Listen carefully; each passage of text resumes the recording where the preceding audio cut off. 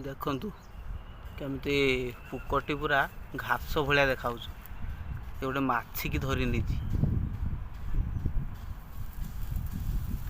ଦେଖନ୍ତୁ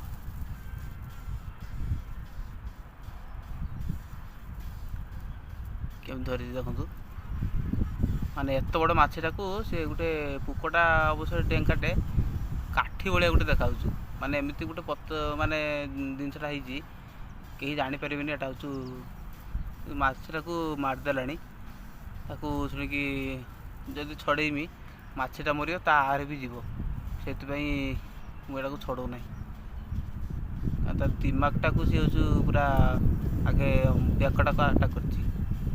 ଦେଖନ୍ତୁ ପୋକଟି ପୁରା ଘାସ ଭଳିଆ ଦେଖାଯାଉଛି, କିଛି ଜାଣିପାରିବନି। ଏ ଘାସ ସେ ଘାସ ସହିତ ସମାନ।